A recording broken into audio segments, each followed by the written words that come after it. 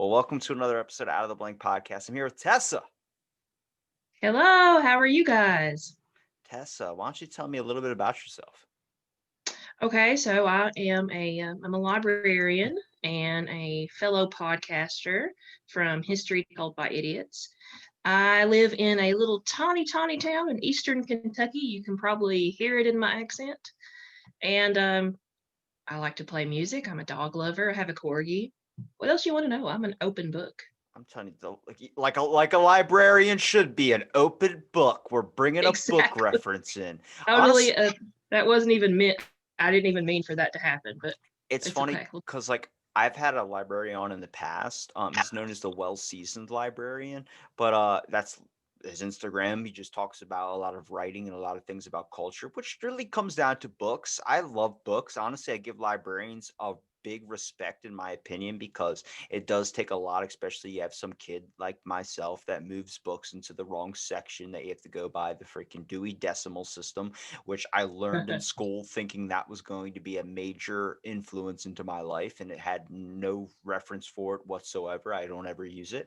Um, it's important though. Plus, you get to learn a lot. I mean, especially like the weirdest thing is when this COVID stuff happened, librarians were out of business too. And I was like, that's so weird because you're technically really a guardian of our knowledge in a way.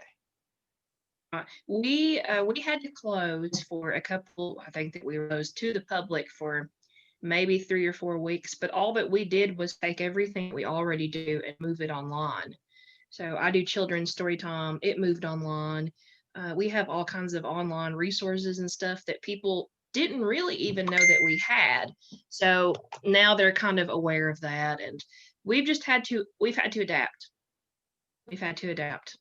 But now we're kind of opening back up and seeing people come back in. But I do programming for all ages, but still no programming in the building, which is sad. But we've just adapted. We do everything online, I guess. But I I would mean, rather have a paper book in my hand yeah. rather than an ebook. That's just me. I mean, I'm that type of way too. I think you get more from a book when you're able to actually see this. Plus, if you can Google anything on the internet, but unless you're Googling exactly what you're specified for, like Google might give you a result like, were you trying to figure out if Raisin Bran causes stomach cancer? Then maybe you can look in this. Like they'll give you those options or avenues, but like in a book, it's more defined and more detailed. I would say like it's giving you things you wouldn't even think about. Like when I was working out a lot, and I promised I wouldn't mention this anymore, but still kind of am. But the factor of I wanted to figure out what around the bones, the anatomy of the human body, the digestive system, all the internal stuff, the stuff I couldn't see, the stuff I couldn't really work out, where I was like, how could I take my workout to a different program by enhancing myself in the knowledge of the capabilities of the body? And I started looking at different muscles and everything. And I'm making weird, kind of fingers and pointing and looking at it and oh god, you could see that dude's, that's what a hamstring looks like it was cool to see that, because then it would tell me, instead of looking up, if I grabbed a book telling me, here you go, this is if you look up anything on the internet, for instance, if you look up vegan diet, it's going to give you everything that you should be eating to be vegan. Okay. If you get a Mm. book on a vegan diet, it's going to tell you everything you should be eating that's vegan, and also the things that it's going to do to your body. And it's going to give you 5 other different avenues of information that the internet wouldn't provide you, because you clicked on an article that was written by someone that is only giving you that information that you legit asked for.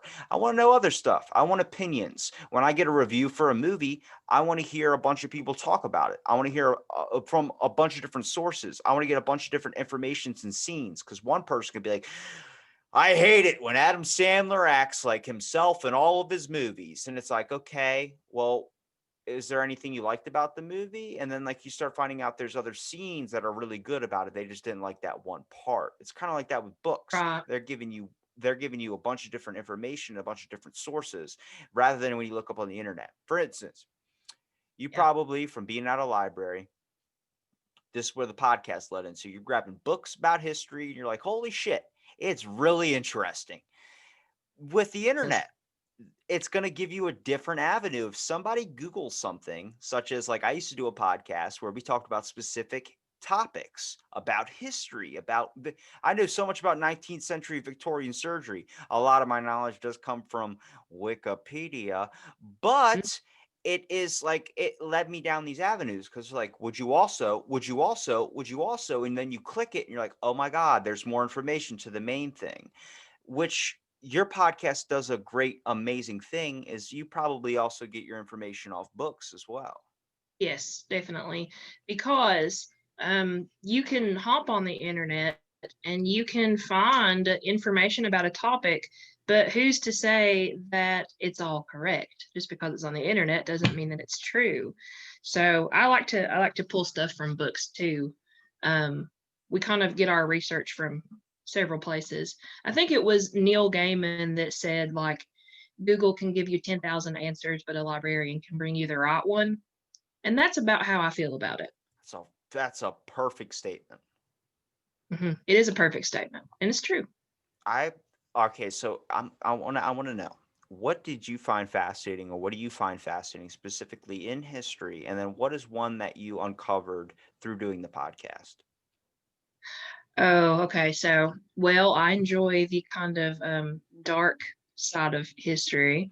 I think that that is very fascinating, morbidly fascinating, I guess you could say.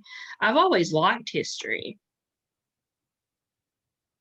but in things that you had no idea that, for example, we're getting ready to release an episode about um, babies that were displayed in incubators at a sideshow on Coney Island.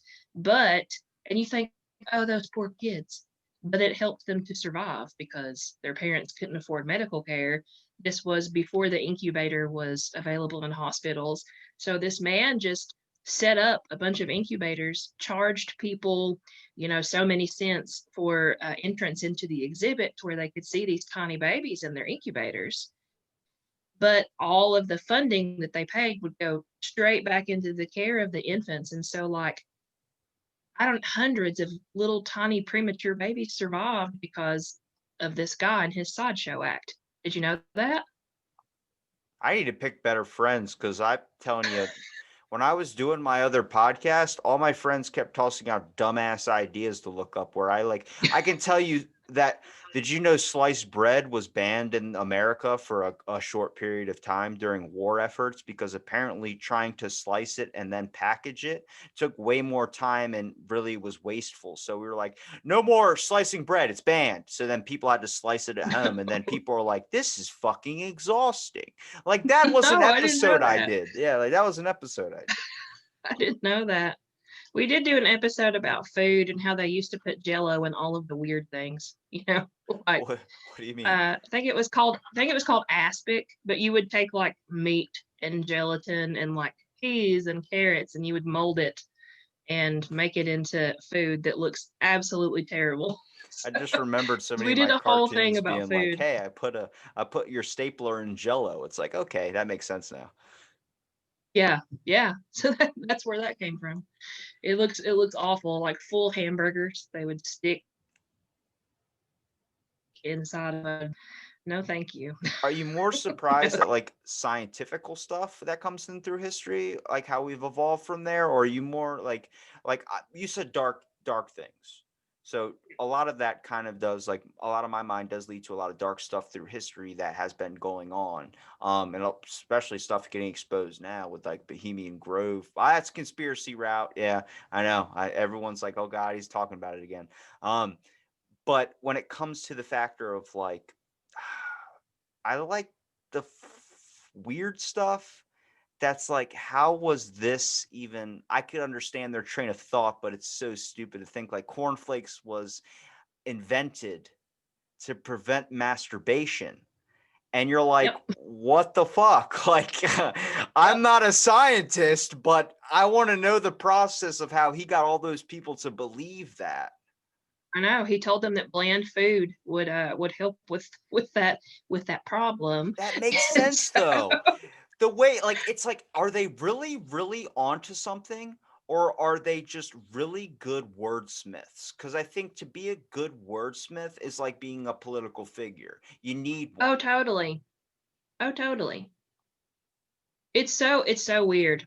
I love reading about like medical history and stuff too. My sister's a doctor, my mom's a nurse. Everybody in my family is in the medical field, save for me, pretty much.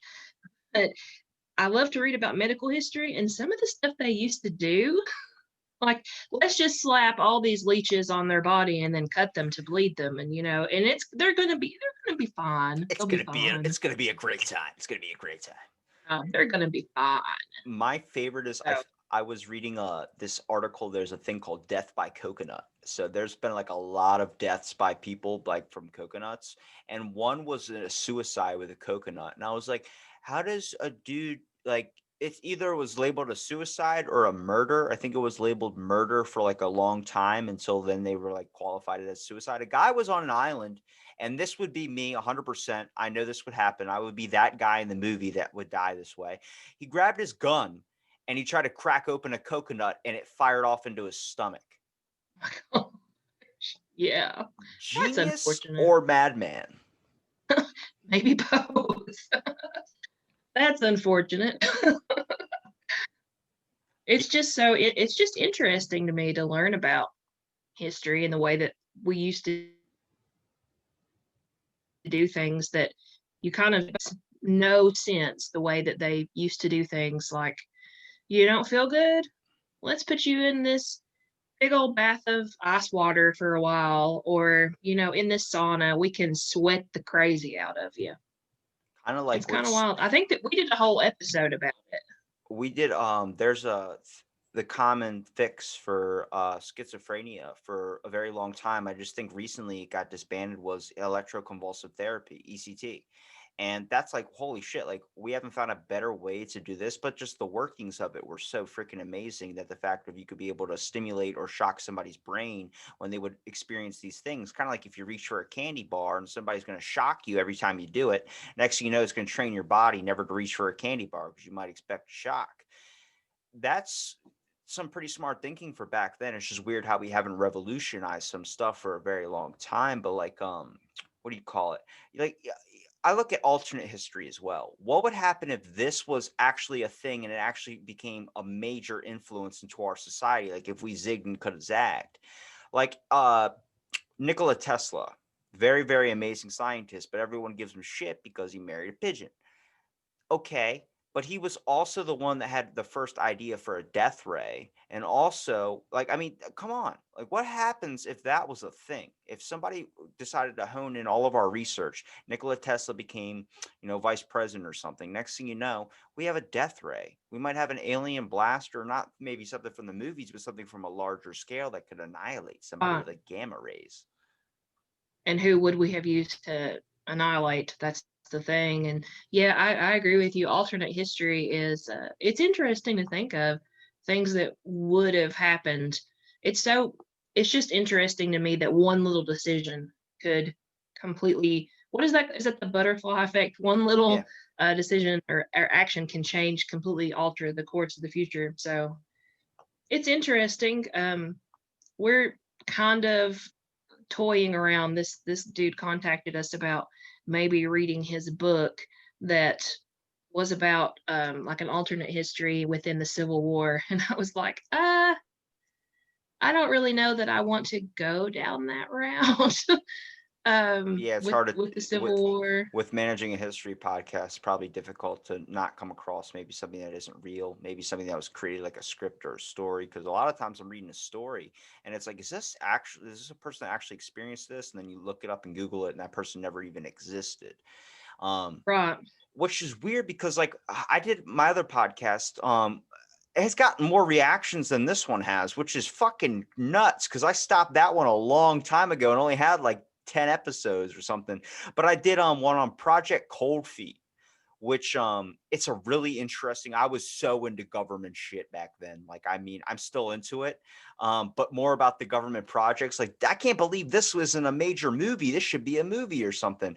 But we had a base in I think Antarctica that was like it was a Russia a Russian like secret military base, but it had broken off from the ice and it had floated into other people's territories. So it was floating into China's territory, then it was floating into America's territory.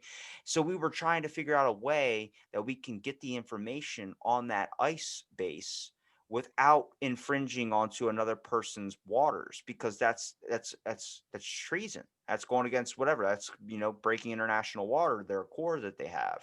So every time we're all waiting for this ice piece, come on, come on, come over here. And it's just drifting right into the America side. Then they had to time it because it would drift back. So they had to be on that thing for that amount of time, then hurry up and get off of it before it floated in. So it was like all these people fighting. And somebody had commented on that video I made like a year later saying, I did the book on this guy who went on this ice base who has passed away. And thank you, because a lot of people don't know about this amazing thing he did. And I'm like, what the fuck? Like, what? I do another podcast if you want to be on it. Like that's my whole mindset. Like it was like, but that's information you find out from reading. Like you don't get that from Google's not going to show you that. Google's going to show you how to look at your butt in the mirror. Like it doesn't make sense. Yeah, yeah. What jeans should you wear to make your butt look better in the mirror? Yeah. I was more talking about like standing up on the sink and looking right into the hole, but you go there. Sam. I didn't know that, firstly of all, the whole thing with the iceberg. So I'm gonna have to look that up. That's pretty cool. It's called Project Cold Feet. Project Cold Feet. The way when you were talking about, putting the information out there and people believe, is this real? Did this really happen? It reminds me of War of the Worlds when they originally broadcasted it on the radio and everybody was in a complete panic because they thought the aliens were invading and that we were all going to die, but it was just misinformation. I mean, not really misinformation, but they didn't know. And so it kind of makes you wary of what you put out there on the internet, because I don't want to be the one that gives somebody false information, especially with being a librarian. That's like double bad. That's like a librarian sin. Yeah, I mean, would you go to book hell? It's a Maybe. or would that just It's be all? just this endless room of all the books that kids have pulled off the shelf and put back in like the weird places, and you have to organize them. And every time you organize it, like you put the book on the shelf and you're almost finished, just all of it gets like one of those little those straps, the Velcro things that sucks right back to where it was originally. That would suck. Yep. Oh gosh, yeah. Right now it's awful because we have to quarantine everything that comes back in for a week, all the materials. And then after they have sat for a week, then we have to take them out and lay them flat and spray them with sanitizer, wait for them to dry, then flip them over, spray them with sanitizer some more, and then we can shelve them. But if somebody comes in and they pull a book off the shelf and they look at it and decide they don't want it, then we have to repeat that process with that book. Oh shit, don't touch it, motherfucker. Don't you even look, unless you know you want it. It's like you break it, you buy it. That's the whole mentality you got to have right now. Yeah. Yeah, kids come in right now and we're just like, I don't know. Please don't go pull all the books off the shelf. Do you ever? And then they're like, can I help you by putting these back? And I'm like, no, you can't. You have to leave them there so I can spray them. Do you ever find yourself feeling like you're in the wrong time period? Because I have a secret fascination for Greek mythology and Roman mythology, but more on the lines of Greek terms, where I'm like, how amazing it would be to be able to experience what this was. It would suck to not have indoor plumbing. I will admit there's probably some positive sides to the 21st century, but also I'm looking at it like the belief, the impressionism of it all, the whole factor of that there was a form of belief. Today, yeah, it's good that you don't have to believe in religion as much as you used to, but having a belief in something is something. I'm not a religious person, but I look at like the way that we've personified throughout history objects, how people talk to their cars as, oh, baby, or, whatever, something, always giving things personifications, always wanting this reliance of another power being there, whether it's a deity, a god or something, or whether it's just a imaginary friend. And I look at that like it makes things a little bit more exciting. it makes things where I can be like, imagine if I can compare a god to the water. There's a god of water and he has a shellfish over his dick. That is amazing. I love it. Like, it's that whole factor of like, I think it makes life a little bit more exciting because life is pretty interesting, but everything we know about and get shown about happens to be a lot of bad information, a lot of scary stuff. And people are like, whoa, like, I thought that was a conspiracy. It's like, if you look really into our history, it's not that much of a conspiracy, but this is people. We're evolving as a society and we're curious, and our curiosity is our biggest factors. Like, I would love to be able to find out like a lot of stuff that's talked about in religion if it was real. I want to be there when Pandora's box got opened, and I would love to see like a perfect example, for instance, the four horsemen. Is that or was that or it probably wasn't real, but how amazing to be able to like have that mindset of like, this is how it became.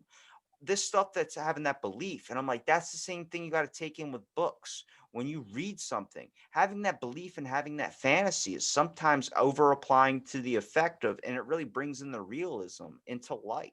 Right, absolutely. And they talk about how books are such an escape, and they really are, which we all need sort of that escape right now, I think, with COVID. But are you a Harry Potter fan, firstly of all? I am what they call a Ravenclaw. I am what they call a Gryffindor. I just got my Harry Potter tattoo touched up That's the yesterday. that's the one But house I fucking wanted. And then the thing was like, you're a Ravenclaw. I'm like, that's like the side bitch of houses. That's not even like at least they didn't give me Hufflepuff, because yeah, you could be a Hufflepuff. people take that personality test online. And it's like, I'm a Hufflepuff. I'm like, yo, I'm pretty sure they gave out all the Griffin and the Slytherin people. And then they were like, we got to start tossing out the Hufflepuffs. We got one person in that Yeah, crew. we He's going gotta to be start bunking sticking alone. people in. Okay, so with Harry Potter, it's my favorite. I have a dog named Albus Percival Wulfric Brian Dumbledore. So, I hope he never gets lost. I hope, because you're calling out his name, and like it's like 50 minutes later, it's like, yo, he's gone. He's out there somewhere. he's a little tiny corgi with legs like this, and he's super chunky, so he's not going anywhere. He would just walk off the porch and get too tired and just sit down.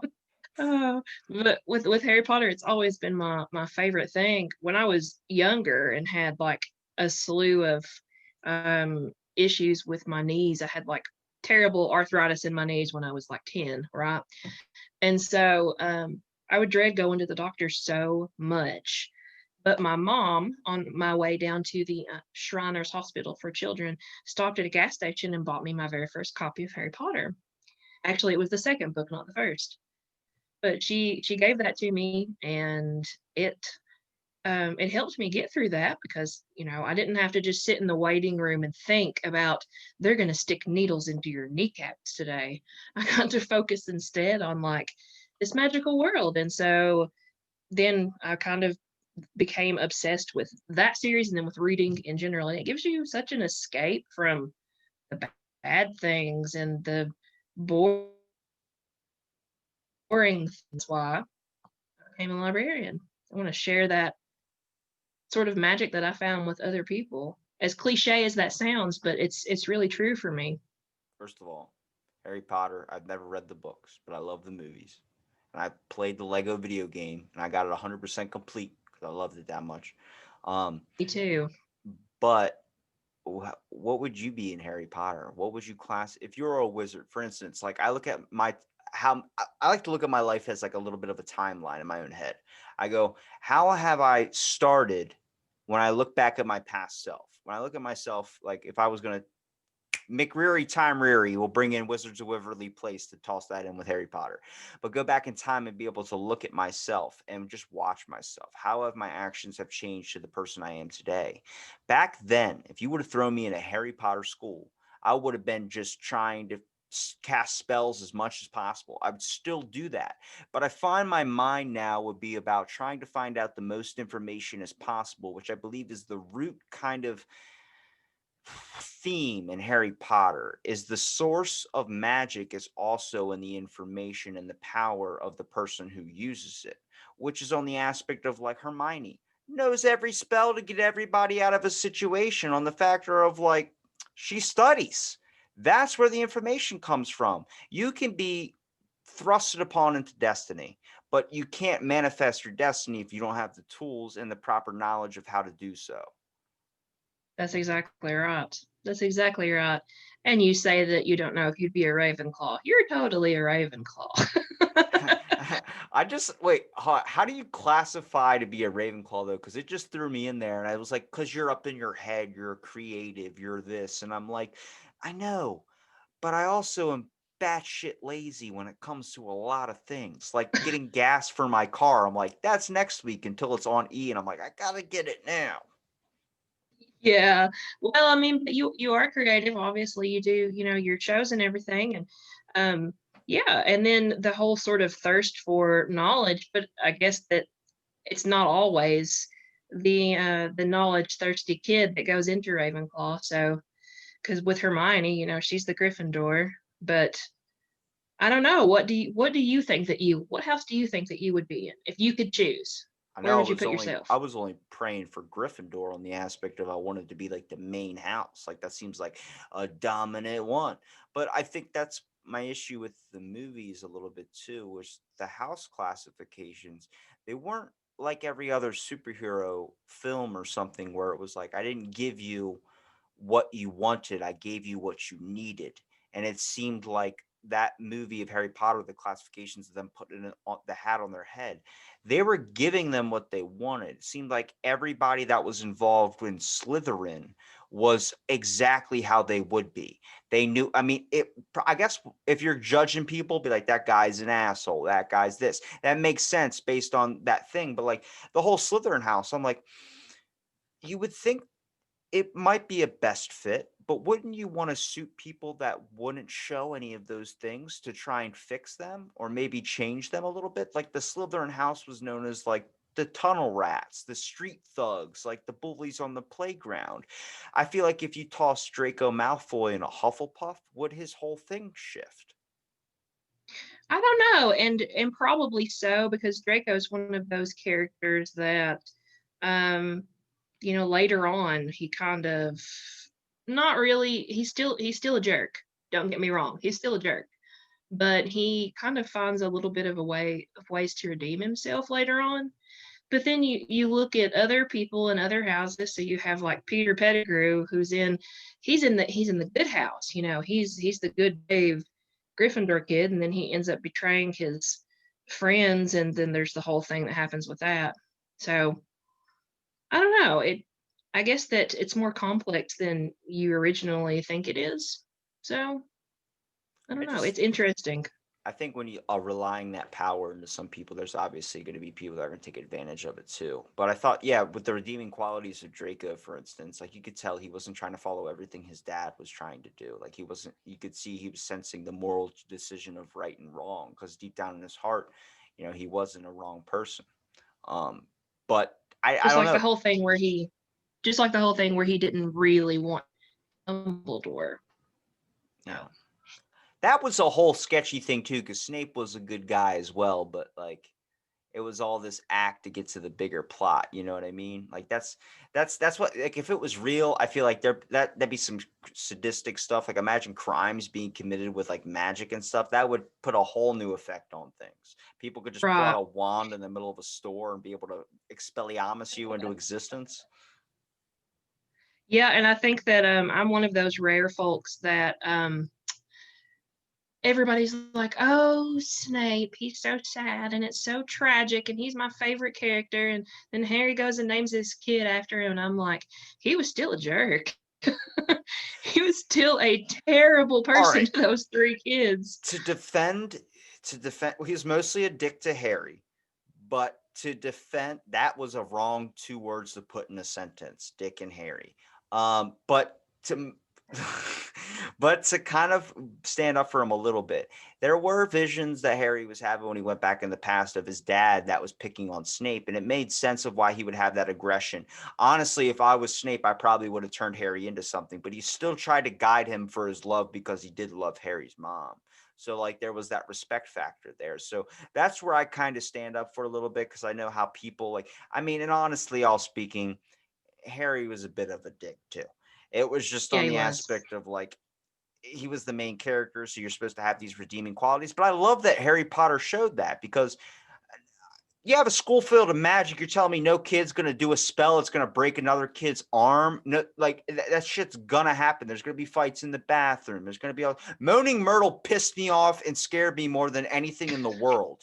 I was afraid to use a urinal for the longest time because I thought that was an actual thing. I could see that. To just pop her head up. Whoa, hey, what are you Yeah, doing? yeah, you know that those kids got up to all kinds of trouble that we don't have.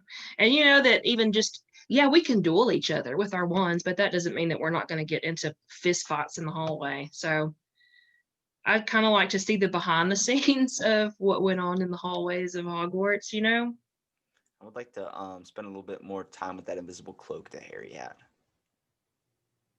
Yeah, I agree with that too. That'd be really cool. The train was honestly something I really want to experience because of Harry Potter. Like I would love to be actually on a train that, like just to experience it. Like I've only been on like maybe a short one when I was like really, really young, but like imagine exploring one that's like you're on it for a couple hours and you really get to sit and enjoy like the whole aspect of like every beautiful thing that's going on outside. And you get that sweet trolley lady that brings you chocolate. Yeah, that sounds great to me. Chocolate frogs.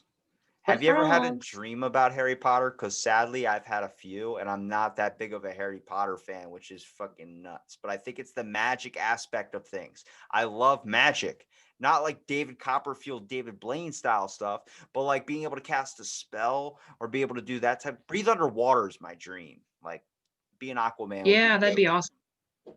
Yeah, because there's so many cool things that you could discover. Who knows what all. We know more about outer space than we do the deep parts of the oceans. Sad. It is sad. I have probably had Harry Potter dreams. I don't tend to remember my dreams very much. And so um, when I do, they stick with me for a while. But Give me one. Give me a. I probably, I want to hear a strange one. You got to give me one. You looked off into outer well, space like, oh my God, like I had this one dream that has stuck with me since I was 10 years old when I was eating clam chowder. I'm like, I need to hear it now. okay, well, this is weird. So, I'm Appalachian, so I'm from Eastern Kentucky. And we have, like the sort of little old wives' tales and stuff that, they tell. Like, um, one of them is if you dream about death, somebody's going to get pregnant. Sister and her husband had been trying for a baby for a while, but it just happened. So I remember I dreamed that I attended a funeral of a really good friend. I remember it vividly, like what I wore and everything. It was terrible. I never told them who they were. I never will. But I dreamed that I went to their funeral. When I woke up the next morning, I said, I dreamed about death. So my sister might get pregnant. And that day I was sitting in the computer lab at college and she called me and she was like, "We're gonna have a baby." And I was like, I already knew. I knew that you were gonna call me today. So that was probably like the strangest thing that I've ever dreamed. That's like a story I heard about a comedian. She came from like a big family, and the guy's like, "How the hell did your mom have like 15 kids? 'Cause a big Italian family." And she was like, "Well, my mom, her first kid was a miscarriage, and then my grandma went to the church and got on her hands and knees and prayed to God to let my mom have a kid, have a baby, and then she had 15." And it was like, that's not a fucking blessing. That's a curse. 15 kids? Holy shit. Like, I could do 3, but sometimes I Yeah. see like a small kid in a store and he's screaming his head off, and I'm like, put him in a hot car. Like, that's what my Yeah. parents did. I was okay. Yeah, they're so cute when they're little and tiny and you can rock them. Man, But when they start walking and screaming, then sometimes you just want to give them back to their parents, right? So it's like people in the government when they start questioning or saying no. That's when the problems come in. You're like, all right, look, you're my kid. We're going to the store. No, we're not. It's like, oh, Oh, don't do this to me today. Don't do this. We are going to the store and you're not getting anything. Yeah. And then you get to the store. I want this. Can I have this? Yeah. It's fun though. Maybe this is why I'm not a parent yet. Look, I remember. I look at I myself just as have the corgi. I look at myself as when I was a little kid, and I was a hellion. But it's like, yeah, I definitely evolved into something nobody ever thought I would, and that is a failed stand-up comedian. No, I'm just kidding. With Hey, you're funny. So, I mean, there's that, there's some stand up comedians that are not even funny. So, you got that going for you. That's true. And now I have to ask, with your fascination in magic, does that lead into maybe you deciding that you want to learn more about through history about the use of magic throughout history? I mean, it seems like Yeah, that's fascinating. I learned from a past guest, Lainey. She does the Witch Academic, which does all about the Salem witch trials. I learned a lot, and it's very gruesome through that. But it's weird how our shift from magic has changed into today's time, which is the aspect of like we hated witches, we want to burn the witches, and now everywhere you go on Instagram, somebody's baking fucking sourdough bread in a witch. Like that's everywhere I Yep. look on Instagram. I'm like hashtag sourdough baker, and then it's also hashtag witchcraft or love potions or somebody talking to me about my ancestors that have my astro sign, and I'm like, where do I swipe my credit card? And how did we get here from where we were? That is interesting to think about because I've studied the Salem witch trials for ever and ever because I was an English major in college. I have my bachelor's in English, and so I'm one of those weird people that enjoyed reading like the Nathaniel Hawthorne, Scarlet Letter, House of Seven Gables, and Arthur Miller's The Crucible. So I've always enjoyed that kind of thing, and I have sort of always studied it. And we did an episode not long ago on the show about it. So how did we get from point A all the way over to point B? It is interesting, and that would be a good little podcast idea. So I may steal that and take it and run with it. It is yours to take. All I ask for is you credit the source, which is my Of homie course I will. Tupac. I'm good at, I'm a librarian. I know how this works. My source is Tupac, so you can give it to that guy. No, but Tupac. Okay. if you look at like, because what I like to study, like also ancient culture a little bit too. When it comes to Greek mythology, I kind of dived off. All right, I will say I am not a scientific guy when it comes to the aspect of studying stuff. I didn't pull out of like an old Greek mythology textbook about ancient Greek history. No, Graphics Universe, the comic company, was a lot of my books when I was a kid. Honestly, I just found out what the name of that thing was, and I love those books. They helped me learn so much and decided to help me reach into my own information. I think that's fucking important for kids. Um, but I learned about Mayan traditions as well. And it seems like there's always a way to personify things we can't really explain. And I think that like a really cool book idea or movie idea, well, to be able to how we personify people that are like spiritualists, how they can personify the elements, fire, earth, water, and whatever. If you want to go into the side ones, ice, all these other types of things, we use to classify that with our emotions. Water is blue, earth is Hmm. brown or green. And it's like you look at that, like bionicles. I'll use that example. I love that one. I There you want to get go. stay with me now, people. Bionicles, they came in different colors because they represented like red was fire, lava, or green was air, and all this other type of stuff.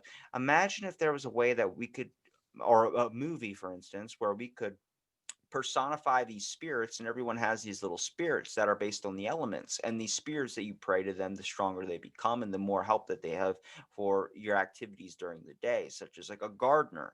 They would all pray to a statue or something, but there was a green spirit that would come through and grant their harvest. Amazing things like this is what I got fascinated with mythology, because that, if you add that into your life or just entertain the idea of it, and I'm not saying that means join a cult or join a religion. I'm just saying that makes shit a lot more fun. Like whenever I talk to someone who's doing growing peppers, or they're growing something in their garden, or they're loving botany or whatever it is that happens to do with plants, they really like studying the factors of like, sometimes when I'm out, watering my fly trap or Venus, whatever ficus or something, I like to entertain the idea that they can hear me, that they can understand me, that they can do this, and that personify this type of thing. And I'm like, that's what makes things so damn entertaining, is when you're able to add a little bit of that fantasy into it. When well, not just fantasy, but a little bit of magic, I would say, into it, because it makes things a lot more enjoyable than just thinking on the base elements of thing, where it's like, I gotta water this plant, then I gotta go pay these bills. Make it fun. I'm gonna go hang out with my plants for a couple of minutes, and I'm gonna, play some Motorhead. Hopefully they get vibed up or something. I have no clue. Yeah, and it makes you think. It's just interesting with Greek mythology. I love Greek mythology too. The having a story to explain everything, like the whole story with, well, we have the winter months because Persephone is with Hades, so she's in the underworld with Hades, and her mother, who is the goddess of harvest, is mourning, and so everything dies. He comes back, then Demeter is happy, and so now everything flowers again. I like that too. Sort of giving a story behind everything. That kind of fascinates me too. And it all correlates to today's times too, which all these examples lead up into this, which is we're always trying to explain something that seems unexplainable. We're always giving a thing like, for instance, the pyramids. I've been researching a lot about that from listening to podcasts with like Graham Hancock, who has studied the water erosion marks on the Sphinx, figuring out that it actually predates before sometimes even the pyramids were built. And I look at it like, if they found watermarks on top of the Sphinx, would it be easier to build these pyramids if it was underwater? You probably have a lot more deaths, and it might be hard to keep having to come up for air. But imagine our lung capacities back then were probably, if you're doing that, it's like training your lungs. If you practiced every single day going underwater, holding your breath, your lung capacity would expand. It's like a muscle, you train it. Then you start looking at like Atlantis, for instance. I love the idea of Atlantis. I think it'll be cool. But do I think it's a underwater city? I think at one point in our history, it was a city that just the tectonic plates shifted in the earth, and next thing you know, it sunk into the water. That makes a lot more sense, because off the coast of like Australia or New Zealand, for instance, they found underwater temples. We don't know how to explain that. So that means that it must have obviously sunk in from all the dramatic earth changing things. I think that sort of thing is interesting too, just the sort of what ifs. I guess that I'm interested in the unexplainable things that you want to know, well, why is this the way that it is? But we can't really figure it out, and that's what makes it fascinating, is that mystery. Like the whole thing with Oak Island, for example, and the digging that they're doing there. Maybe it's the Templar treasure. Well, who built this massive booby trapped hole on this island? Well, maybe it was these people or these people. And do I think that we'll ever find out? Probably not. But just the mystery of it is what I am interested in. And Atlantis is the same way. What's interesting that I'm kind of thinking about is like, imagine someone who spent their life researching that one thing, and then finding it, going to the place and discovering it, and then finding out the answer. That feeling of emptiness after it's been discovered, because I feel a lot of the times it's the buildup that's the most fun. It's that, am I going to solve this mystery? But then once you solve it, you're like, damn, what's my next one to go after? And what do I do now? Huh. Hmm. I guess that once you complete your end goal, no matter what that end goal is, what do you do after that end goal? That's right. People are the same way with a lot of things. Screw motivational things where they say make an obtainable goal, make it so damn impossible that you'll never be able to attain it. That's my life motto. I make something that it's obtainable, but the end goal is impossible. because that means I'll keep striving ever so hard to reach that end goal, which is never going to be obtained. I want wings of an angel. Well, you have to die. Well, I guess I'm going to have to work until I'm dead. Bam. Yep. Facts fixed. My brain has solved the universe. You're welcome. Yeah, see, there you go. Like the whole thing, like New Year's resolutions. I want to lose, let's say that somebody wants to lose 50 pounds. Okay, what happens when you lose the 50 pounds? Are you just going to start eating and gain the 50 pounds back? Like, what's your end goal? Why can't you just make the end goal of I want to be healthier and let's not worry about the weight? Like the weight would come naturally with that, but you would also have a goal to keep striving towards. I like to have a goal. I can't just, I'm not one of those people that can just sit and do nothing. It's impossible for me. So I like to have a purpose and a plan and something that I want to accomplish. I think the I issue can't is just sit. when people think of setting a goal that's like unrealistic. People set a goal like my birthday's New Year's Eve, so I hate fucking New Year's, because that means my birthday's over. But the aspect of like I work like at a gym, but I also have spent a lot of my time around that. And whenever January is the busiest month, a little bit that and around November, it kind of gets a little bit busier because people want to, I got to work off so I can have that Thanksgiving dinner. It's like, it's not how it works. Um, I think it's when you put a goal for like 50 pounds, 60 pounds or something, it sounds obtainable. It's really fucking difficult if you're not going twice a day, because by the time you want to give up, you're not close to that. And then you think you're never going to make it, and it throws you in a depression spiral. So set an obtainable goal or set an unobtainable one with life. I just bit my tongue if you didn't notice.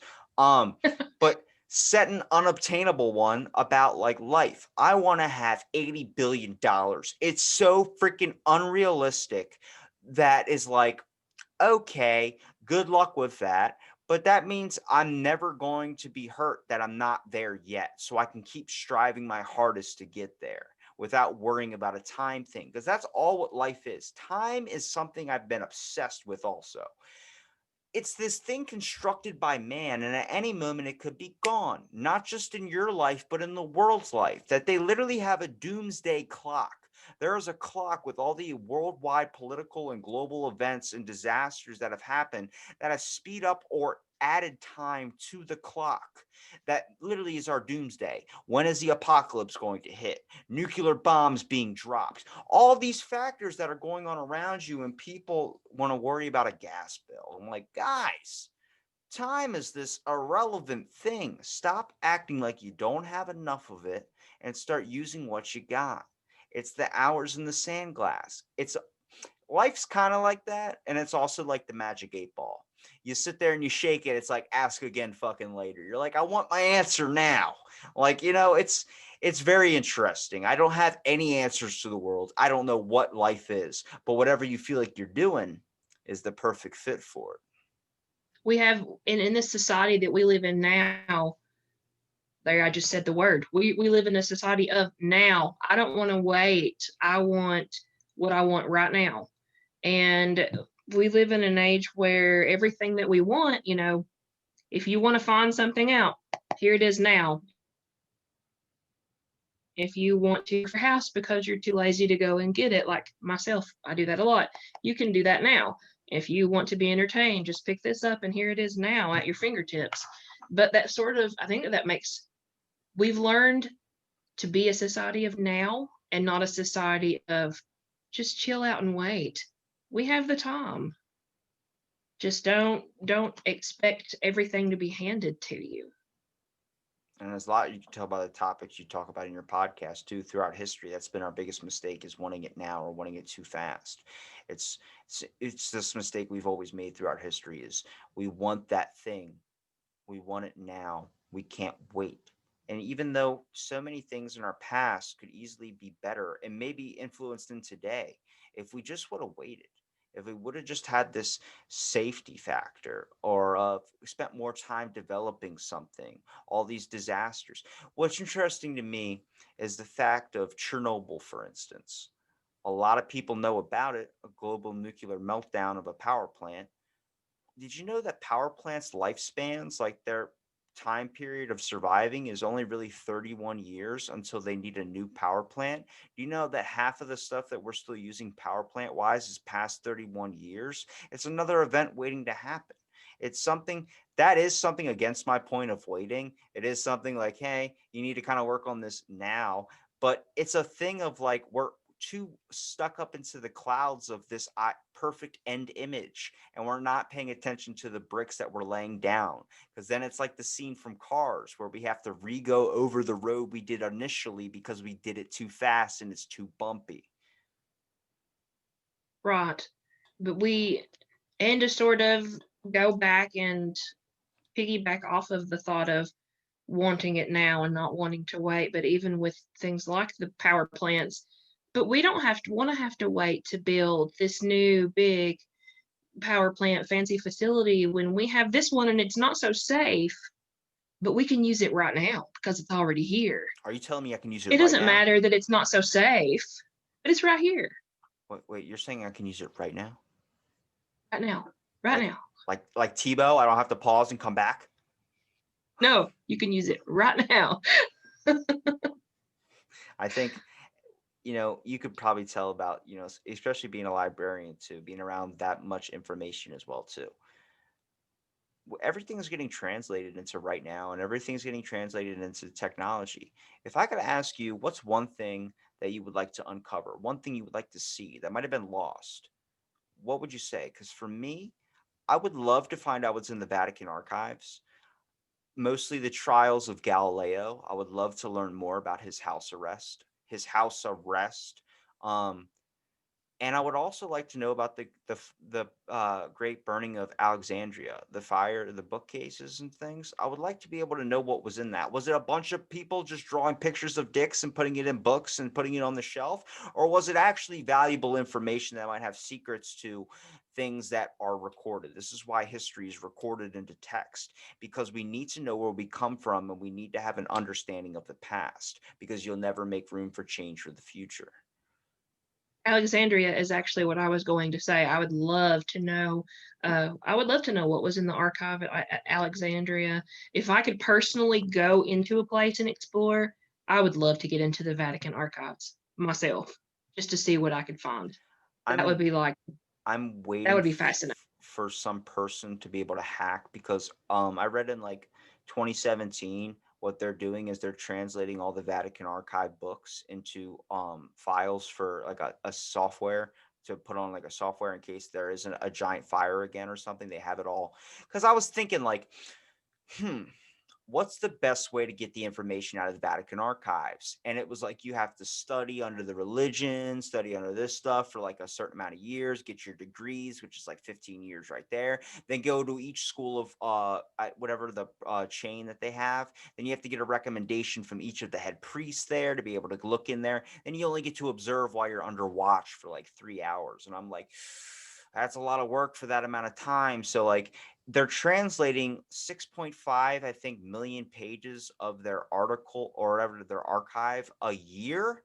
And they say that it might be finished in like the next 15 years. So you're like, how many fucking books are down there?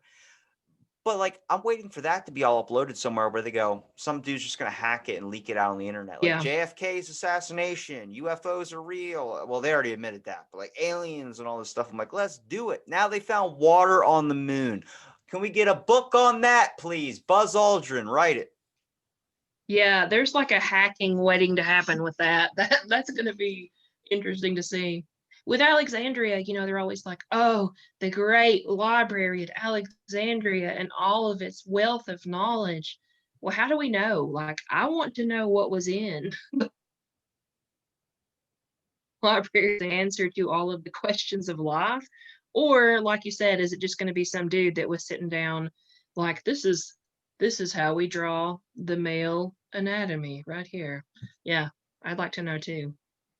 I feel like they're either keeping that information for a reason that we might not be able to handle the truth.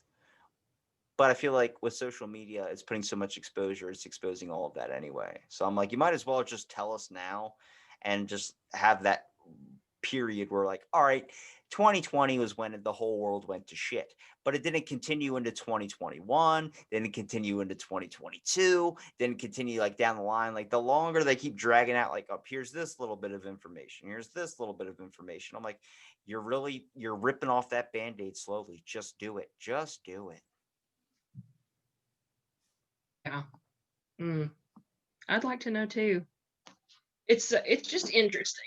It's interesting to me, that wealth of knowledge, that there's no way that we could ever, I guess, really know what was in Alexandria, what's in the Vatican. But just, I guess the researcher in me just kind of finds the mystery of it fascinating. I just want to know. It's society and human nature for want to know more. It's that curiosity factor. That's what keeps us doing crazy shit, and it's what keeps us doing stuff that's progressing us farther and farther into the future. And I know you're on your break from lunch and everything too. I appreciate that. Please promote your podcast, promote where people can find it. Why is it called History by Idiots? You guys seem pretty smart, or you do at least. I don't know about Josh. Is his name? That's his name. He's Yeah, kind of he's questionable. No.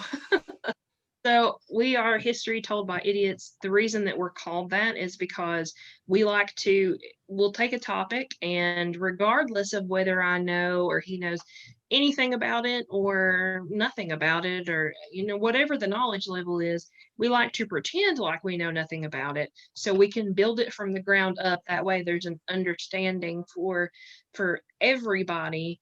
Like I could launch into a detailed explanation of, I'm a librarian. Let's talk about MARC records and how in the 949 field it is where you put in, your blah blah.